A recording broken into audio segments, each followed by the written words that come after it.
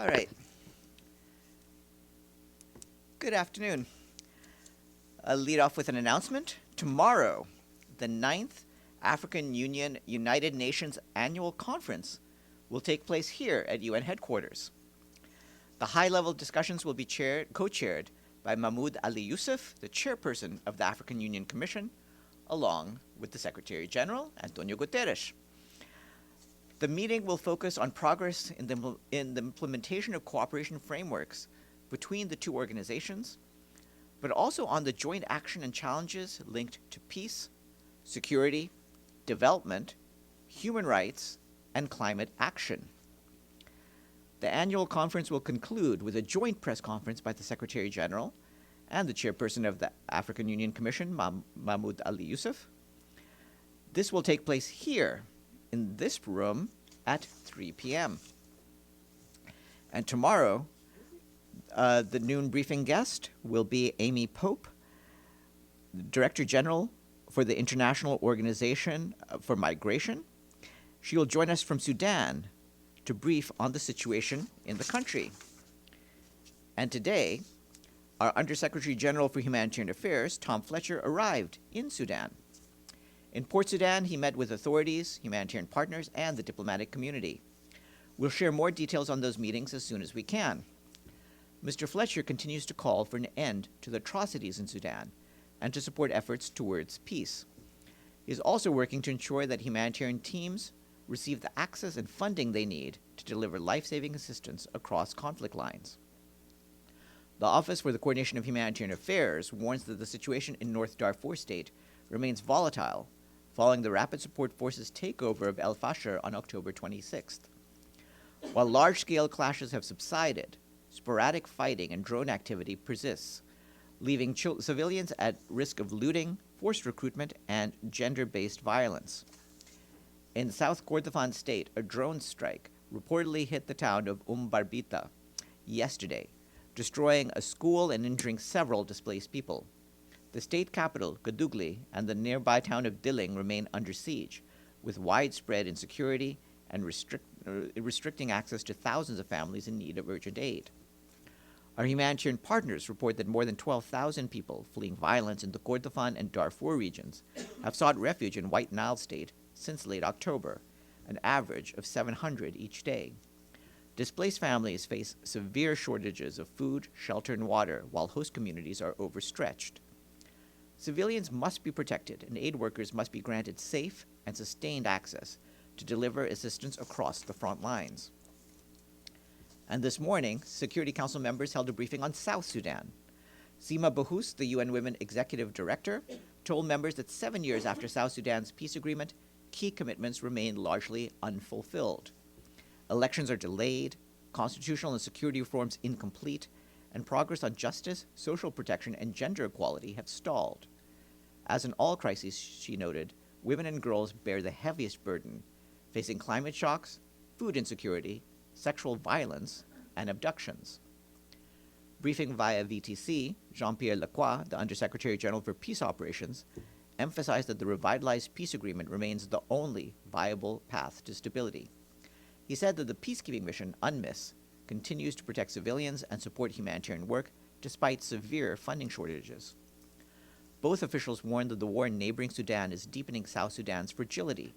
Since April 2023, over 1.2 million people have crossed into South Sudan, further straining the country's limited systems and resources. Turning to the Gaza Strip, the Undersecretary General for Humanitarian Affairs and Emergency Relief Coordinator, Tom Fletcher, said in a statement yesterday that 1 month after the ceasefire, we're continuing to seize every opportunity to save lives. The UN and our partners have provided food to over 1 million people. Nutrition sites have been reopened, and hospital services are treating more patients. Vital immunizations are also being resumed, while water lines have been repaired, winter supplies have been distributed, and mental health support has been provided. Despite that progress, Mr. Fletcher said that humanitarian operations in Gaza still face obstacles, including red tape and insecurity. He stressed that if these constraints are eased, humanitarians can do much more to reach more people in need with life-saving assistance. Even given the fragile situation and ongoing impediments on the ground, The Office for the Coordination of Humanitarian Affairs says that the UN and our humanitarian partners continue reaching areas that were inaccessible prior to the ceasefire. Between the 7th of November and yesterday, the UN Office for Project Services distributed more than 619,000 liters of diesel to our partners, 3/4 in the south and the rest in the north, to support critical operations, including in water, sanitation, hygiene, health, logistics, rubble removal, education, nutrition, and protection. Between the 1st of November and Sunday, our partners provided general food assistance to some 255,000 people, distributing 2 food parcels per household. 1 month into the ceasefire, our partners working on food security are distributing about 160,000 bread bundles each day, which are produced by 19 UN-supported bakeries, 9 of which are in northern Gaza. Moving to the situation along the blue line between Lebanon and Israel, the UN peacekeeping mission, UNIFIL, continues to monitor and report violations by land and air. Yesterday, UNIFIL observed 88 Israel Defense Force vehicles, including Merkava tanks, within its area of operations, following 100 vehicles the previous day. Yesterday, peacekeepers also observed a fighter aircraft flying over a UN position in Sector East and a drone operating near a UN position in Sector West. UNIFIL continues to discover unauthorized weapons caches and infrastructure. In the past days, peacekeepers found unguarded rockets and 2 tunnels near the village of Shihin in Sector West, as well as 2 anti-tank landmines near Ermech. Since last year's cessation of hostilities understanding, peacekeepers have discovered roughly 360 unguarded caches and 300 unexploded ordnances. All of them were referred to the Lebanese army per standard practice. Turning to the Caribbean, our colleagues at the Office for the Coordination of Humanitarian Affairs report that 2 weeks after Hurricane Melissa first made landfall, we and our partners continue to support government-led humanitarian responses. In Cuba, more than 54,000 people are still living away from their homes, including 7,500 in official shelters. The reported damage continues to exceed initial estimates. The number of affected health facilities has increased from 460 to more than 600, while the number of damaged homes has climbed from 60,000 to 90,000.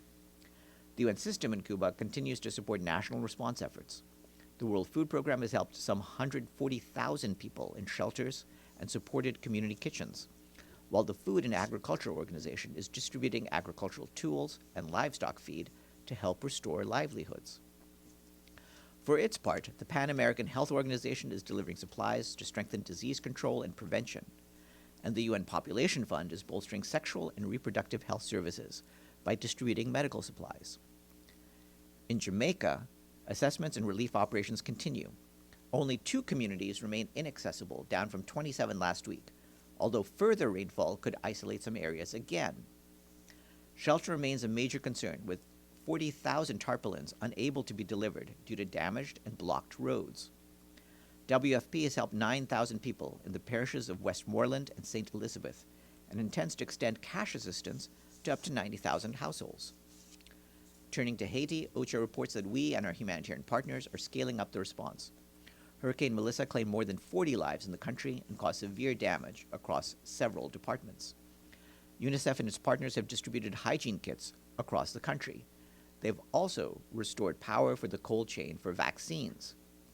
The UN Educational, Scientific, and Cultural Organization and its partners have provided psychosocial support in schools. The International Organization for Migration, UNICEF, and other partners have distributed tarpaulins and other supplies. Today, WFP is delivering 15-day rations to some of the most heavily impacted areas in the South, following the completion of government-led targeting to identify those most in need. In the community of Petiguave, WFP is delivering food for more than 40,000 people. Registration of recipients and delivery of food assistance will continue in the South throughout the week. WFP is aiming to assist an overall total of 190,000 people in its response to the hurricane, with a combination of food rations and cash assistance where markets are accessible and functioning. So far, WFP has assisted more than 60,000 people, including those who received anticipatory payments to help them prepare before the hurricane hit. The UN Humanitarian Air Service has expanded its operations, with 5 new access points to reach isolated communities. The UN Refugee Agency and the International Organization for Migration are deeply saddened over the tragic capsizing of a boat off the coast of Malaysia and Thailand, carrying up to 70 people from Myanmar, including Rohingya. Some 13 people were brought ashore safely by Malaysian authorities, but at least 21 people died, including 2 teenage Rohingya girls recovered by Thai authorities. The rest of the passengers remain unaccounted for. Our colleagues from UNHCR and IOM commended the authorities and local communities in Malaysia for their life-saving efforts in rescuing those from the capsized boat. They are concerned about the scale of potential loss of life, as at least one other boat is reportedly still at sea, carrying about 230 people. So far this year, more than 5,300 Rohingya refugees have embarked on dangerous maritime journeys from Bangladesh and Myanmar, with over 600 reported to be missing or dead. I would like to read into the record that yesterday the Secretary General appointed Peter Due of Denmark as his new special representative and head of the UN Interim Administration Mission in Kosovo, or UNMIK. He will succeed Carolyn Ziadeh of Lebanon, to whom the Secretary General is grateful for her dedicated efforts to further peace and stability in Kosovo and the region, and her effective leadership of the mission. Mr. Due brings to his position 30 years of wide-ranging experience in international peace and security. Since 2019, he has served as the Director for Asia and the Pacific in the Departments of Political and Peacebuilding Affairs and Peace Operations. Previously, he was the Director for Asia, the Middle East, Europe, and Latin America in the Department of Peacekeeping Operations. There's lots more online. The UN Development Coordination Office informs us that effective the 8th of November, Gaurav Ray of Australia assumed his role as the UN Resident Coordinator in Bhutan, following host government approval. Mr. Ray brings over 25 years of experience in humanitarian and development practice to the position, with leadership roles in complex environments across postings in Afghanistan, Australia, Bangladesh, India, Indonesia, and Thailand. He most recently led the German Red Cross office in Bangladesh, supporting refugees in Cox's Bazar and advancing climate resilience. His full biography is available online. The UN Refugee Agency today launched its global winter fundraising campaign to help forcibly displaced families and returnees in a number of hard-hit locations meet their urgent needs in the coming months. This is one of the agency's most important fundraising moments. UNHCR plans to raise at least $35 million to help repair homes that have been bombed, insulate houses, provide warmth and blankets to children and the elderly, and money to buy medicines and hot food. In Afghanistan, for example, the UN Refugee Agency notes that sub-zero temperatures are already leaving many families exposed. UNHCR also points out that this will be the 4th winter of full-scale war for millions in Ukraine, including internally displaced people. Humanitarian needs continue to grow as intensifying attacks claim civilian lives and destroy infrastructure, cumulatively adding to disruptions to gas, electricity, and water.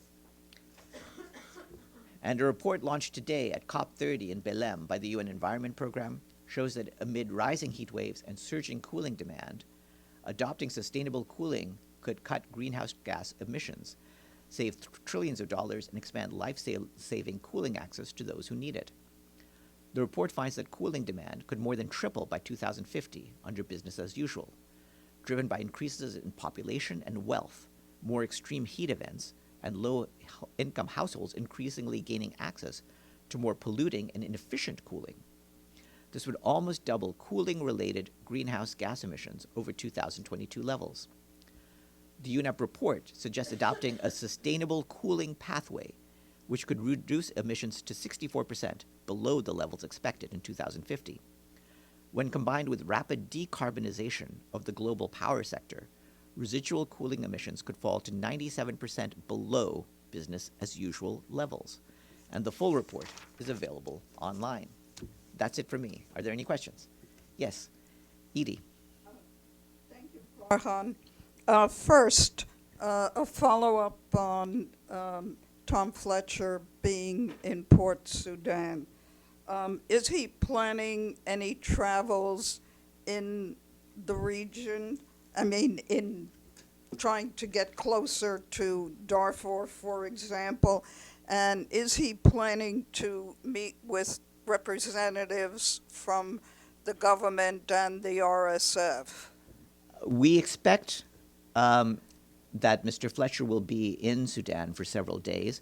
We do expect additional meetings and additional travels. However, given the fluidity of the situation, I'm not going to try to announce any of that before it happens.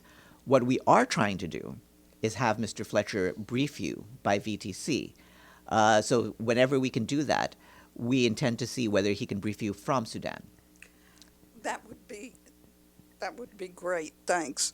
A second question on a completely different subject. Does the Secretary General have any comment on today's suicide bombing in Islamabad that killed at least a dozen people, which follows yesterday's car bombing in New Delhi? What I can say is the Secretary General is deeply saddened by the reported suicide attack, and he extends his condolences to the families of the victims and wishes a full recovery to those injured. The Secretary General condemns acts of violence and terrorism in the strongest terms. He reiterates that all perpetrators of terrorism must be held accountable, and he calls for a full investigation. And regarding the question of India, of course, we are also, of course, send our condolences to the government of people of India for what has happened there, and that also needs to be fully investigated. Deji and then Farnush. Yes. Today, the U.S. government announced that their aircraft carrier Ford has been into Latin America seas, which many people believe is another escalation between U.S. and Venezuela. What does the Secretary General has to say on the latest development here? Our concerns remain the same as what we've previously expressed. The Secretary General wants to make sure that there is no further escalation in the waters of Latin America. And I'd also refer you to what has been said by the High Commissioner for Human Rights, Volker Turk, who has raised his concerns, including about the possibility of extrajudicial executions. Farnush.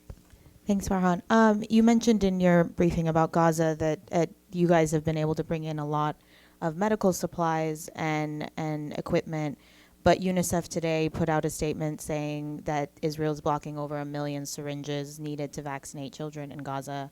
I'm wondering, first of all, why that wasn't included in your briefing, and second of all, what the Secretary General has to say about that. Well, in recent days, we have been pointing to the fact that there have been bureaucratic hurdles to getting things in. So we have been making clear that not everything we're requesting has gotten in. Some things have been cited as dual-use equipment, but we are pointing to the need for certain essential things, including, as you just mentioned, syringes. So we're trying to get different items cleared, but there have been holdups. And as Mr. Fletcher said in his statement, we're capable of providing much more if we can overcome the sort of obstacles that we've been facing. And Israel is, I'm assuming, saying that syringes are dual use, and that's why they're specifically. Why they block specific things. We are asserting that everything we are bringing in is crucial for the humanitarian needs of the population. Thanks. Gabriel. Thank you, Farhan. To the best of your knowledge, has there been any day in the last month that more than 600 aid trucks have gotten into Gaza? To my knowledge, no. At the same time, I would like to point out that what we're monitoring really is our own trucks. And a lot of times, there have been in the neighborhood of about 150 of those coming in a day. There are additional trucks of bilateral aid and of commercial traffic, and we can't vouch for those. And we've been hearing for several days, if not weeks now, about how there are still impediments to getting aid into Gaza with bureaucratic hurdles, but that you are taking every opportunity to seize opportunities to get aid in. Yeah.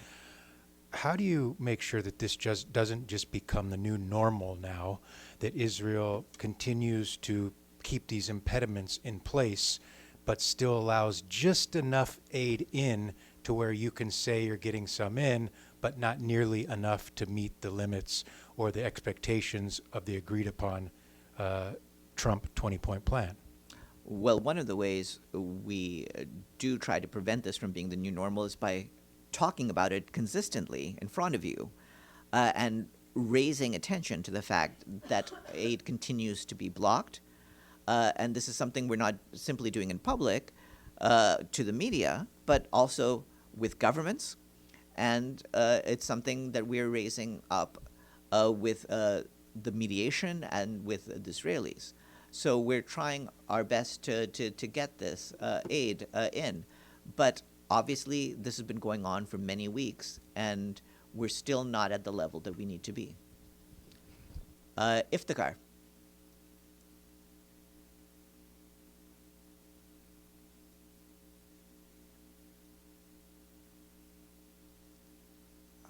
Sorry, I can't. Hold on, I can't hear you.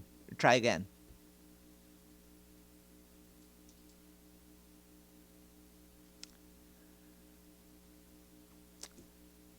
Nope, sorry. Okay. Any further questions in the room? Yes, Islam. Thank you, Farhan. I would like to ask about the Israeli parliament passes the first reading of the death penalty for terrorism law. Experts say this is mostly is gonna target the Palestinians. Do you have any comment on that? Obviously, we don't comment on procedures in the domestic legislature beyond saying our principled point of view, which is that the UN stands against the death penalty in any country, and we do not want capital punishment to be added to the legislation of any country. All right. Have a good afternoon, everyone.